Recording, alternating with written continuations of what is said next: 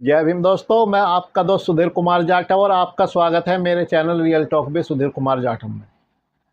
आज बहुजन समाज पार्टी ने अपने प्रत्याशियों की चौथी सूची जारी कर दी है और इस सूची में बहुजन समाज पार्टी ने 9 प्रत्याशियों की घोषणा की। और महत्वपूर्ण बात यह है कि इस 9 प्रत्याशियों की सूची में मुस्लिम उम्मीदवार सिर्फ 2 हैं और सवर्ण उम्मीदवार 4 हैं। लेकिन इसके बावजूद ये मीडिया, जो कि गोदी मीडिया है, मोदी मीडिया है और कांग्रेस मीडिया है, समाजवादी पार्टी की मीडिया है, वो 4 सवर्ण उम्मीदवारों की बात ना कर सिर्फ 2 मुस्लिम उम्मीदवारों की बात कर। उसको लगता है कि बहुजन समाज पार्टी के मुस्लिम उम्मीदवार उतारने से समाजवादी पार्टी के उम्मीदवारों को दिक्कत हो सकती है। उनको लगता है कि मुस्लिम मतदाता समाजवादी पार्टी के गुलाम हैं, तभी वह इस तरह की बातें कर रहे हैं, वरना किसी पार्टी को क्या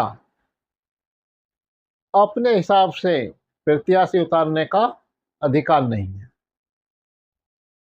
जबकि 2 प्रत्याशी मुस्लिम उतारने के बावजूद उसने 2 से ज्यादा दुगने 4 प्रत्याशी सवर्ण उतारे। लेकिन उन 4 सवर्ण प्रत्याशियों की चर्चा न कर मीडिया सिर्फ 2 मुस्लिम प्रत्याशियों की चर्चा कर रहा है। इससे आप इस मीडिया की जातिवादी मानसिकता का पता लगा सकते हैं कि यह मीडिया लोकतंत्र की बात नहीं करता, बल्कि धनतंत्र की बात करता है, लठतंत्र की बात करता है और पैसा तंत्र की बात करता है। लोकतंत्र तो इसके लिए मात्र एक दिखावा है, लोकतंत्र सिर्फ छलावा है। तो बहुजन समाज पार्टी ने जो अपने 9 प्रत्याशियों की घोषणा करी है, उसको मिलाकर अब तक बहुजन समाज पार्टी अपने 45 प्रत्याशियों की घोषणा कर चुकी है। 36 उम्मीदवारों की घोषणा उसने अपने पहली जारी 3 सूचियों में की थी और 9 प्रत्याशियों की घोषणा बहुजन समाज पार्टी ने आज की है। तो इस प्रकार कुल बहुजन समाज पार्टी के 45 उम्मीदवार अब तक उत्तर प्रदेश में घोषित हो चुके हैं।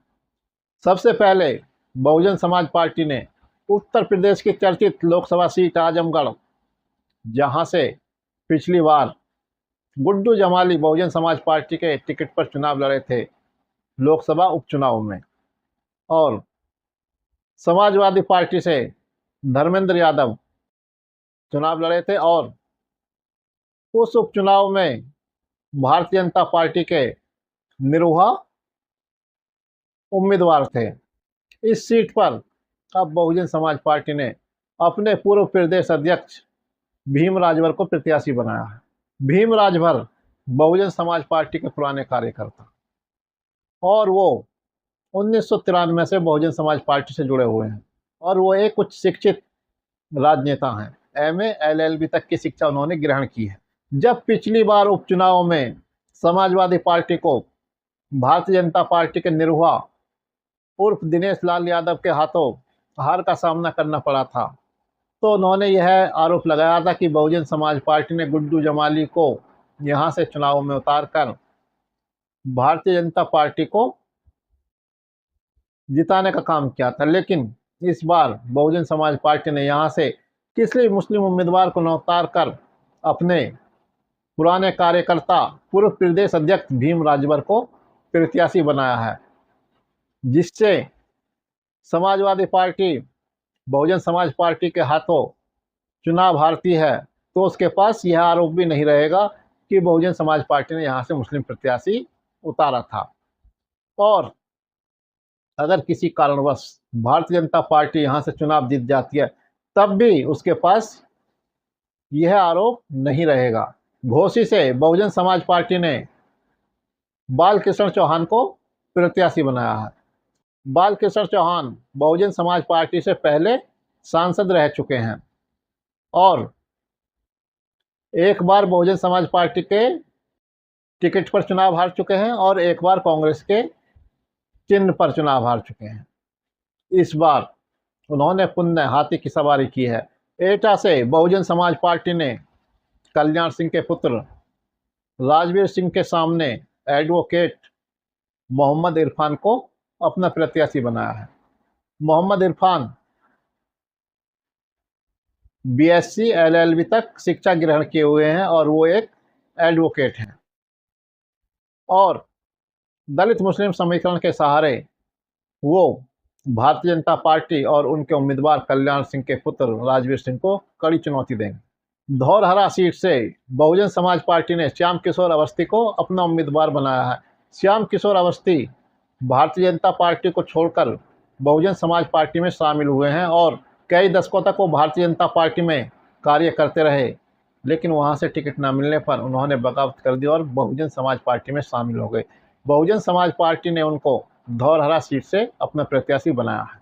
फैजाबाद सीट से बहुजन समाज पार्टी ने सच्चिदानंद पांडे उर्फ सचिन को अपना प्रत्याशी बनाया है।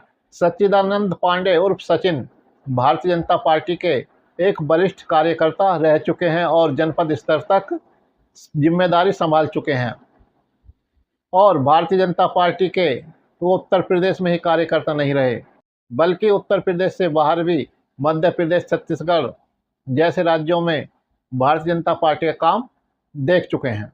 बस्ती सीट से बहुजन समाज पार्टी ने दयाशंकर मिश्र को अपना प्रत्याशी बनाया है। दयाशंकर मिश्र भी भारतीय जनता पार्टी को छोड़कर बहुजन समाज पार्टी में शामिल हुए थे और वो कई दशकों तक भारतीय जनता पार्टी में जिले तक के पदों पर कार्य कर चुके हैं। गोरखपुर से बहुजन समाज पार्टी ने जावेद सिमनानी को अपना प्रत्याशी बनाया है। जावेद सिमनानी बहुजन समाज पार्टी के पुराने कार्यकर्ता हैं और 1993 से बहुजन समाज पार्टी से जुड़े हुए हैं। उन्होंने एक बार निर्दलीय चुनाव लड़ा था और उस चुनाव में विफल हो जाने पर वो बहुजन समाज पार्टी से जुड़े और तब से आज तक वो लगातार बहुजन समाज पार्टी के लिए काम कर रहे हैं और वो बूथ अध्यक्ष, सेक्टर अध्यक्ष, सेक्टर प्रभारी और जिला उपाध्यक्ष, कोषाध्यक्ष जैसे पदों पर काम कर चुके हैं। उनकी निष्ठा को देखते हुए ही बहुजन समाज पार्टी ने उनको अपना उम्मीदवार बनाया है। गोरखपुर से जावेद सिमनानी दलित मुस्लिम समीकरण के सहारे भारतीय जनता पार्टी के प्रत्याशी रवि किशन को कड़ी चुनौती देंगे।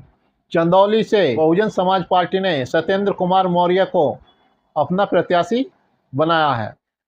सत्येंद्र कुमार मौर्य 1995 से बहुजन समाज पार्टी से जुड़े हुए हैं और तब से वो लगातार बहुजन समाज पार्टी के लिए काम करते आ रहे हैं और बहुजन समाज पार्टी के कई पदों पर रह चुके हैं। उनकी निष्ठा को देखते हुए बहुजन समाज पार्टी ने उनको अपना प्रत्याशी बनाया है। रॉबर्ट्सगंज सीट से बहुजन समाज पार्टी ने धनेश्वर गौतम एडवोकेट को अपना प्रत्याशी बनाया है और एक सामान्य सीट पर अनुसूचित जाति का उम्मीदवार दिया है। इस प्रकार आप देख सकते हैं कि बहुजन समाज पार्टी ने अपनी इस सूची में सभी वर्गों का ध्यान रखा है और सभी वर्गों को उनकी आबादी के अनुसार टिकट दिए हैं। लेकिन जातिवादी मीडिया, जातिवादी पत्रकारों को सिर्फ 2 मुस्लिम उम्मीदवार दिख रहे हैं। मतलब आप कितनी भी सफाई कर लो, मक्खी कहाँ बैठेगी? मक्खी सिर्फ गंदगी पर बैठेगी। मक्खी सिर्फ गंदगी ही ढूंढेगी। इसी प्रकार ये जातिवादी पत्रकार, जातिवादी मीडिया सिर्फ मुस्लिम उम्मीदवारों को ढूंढेगा, बाकी अन्य उम्मीदवारों पर चर्चा नहीं करेगा। अगर मुस्लिम उम्मीदवारों के उतारने से समाजवादी पार्टी को नुकसान होता है तो क्या सवर्ण उम्मीदवार उतारने से भारतीय जनता पार्टी को नुकसान नहीं होता? क्यों ये इस पर बात नहीं करते? लेकिन क्या बहुजन समाज पार्टी किसी को हराने और जिताने के लिए चुनाव लड़ती है? बहुजन समाज पार्टी तो सिर्फ खुद को जिताने के लिए, खुद को स्थापित करने के लिए, खुद का प्रचार प्रसार करने के लिए, खुद का विस्तार करने के लिए चुनाव लड़ती है। लेकिन ये जातिवादी मीडिया, ये जातिवादी लोग बहुजन समाज पार्टी के खिलाफ दुष्प्रचार करते हैं कि बहुजन समाज पार्टी के प्रत्याशी उतारने से समाजवादी पार्टी हार जाएगी, कांग्रेस हार जाएगी। अरे समाजवादी पार्टी एक क्षेत्रीय दल है और बहुजन समाज पार्टी एक राष्ट्रीय दल है और वो पूरे देश में चुनाव लड़ती है। अपनी मानसिकता सुधारिए अपने इस दिमाग से जातिवाद की गंदगी निकालिए।